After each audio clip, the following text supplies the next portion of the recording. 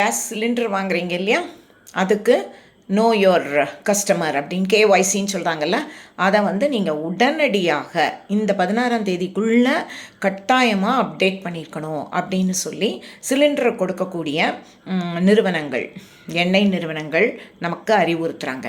ஏன்னா அப்படி கொடுக்கலைன்னா உங்களுக்கு மானியம் நிறுத்தப்பட்டு விடும். இது ரொம்ப முக்கியம். யாருக்கு போகுது, நம்ம அரசாங்கத்தோட மானியம் யாருக்கு போய் சேருது அப்படிங்கிறது எல்லாருக்கும் அரசாங்கத்துக்கு தெரியணும் இல்லையா. இல்லைன்னா செத்து போனவங்க பேரில் வாங்குறாங்க, அதுக்கப்புறமா ஒரே பேரில் நிறைய சிலிண்டர் வச்சு அவங்க அதை அனுபவிச்சுட்டு இருக்காங்க. அந்த மாதிரியெல்லாம் நடக்கக்கூடாது. அப்படின்னா தான் கஷ்டப்படுறவங்களுக்கு, உண்மையிலேயே கஷ்டப்படுறவங்களுக்கு அந்த மானியத்தை நம்ம பெற்று கொடுக்க முடியும்.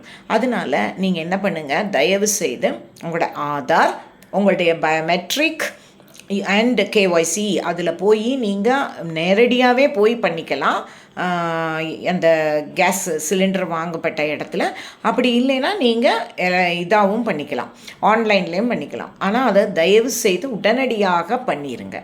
ஏன்னா ஒரு கஸ்டமரை நம்ம உரிமைகள்லாம் கேட்குறோம்ல, நம்ம கடமை இது. அதை கட்டாயம் அவசியம் பண்ணிடுங்க. நன்றி.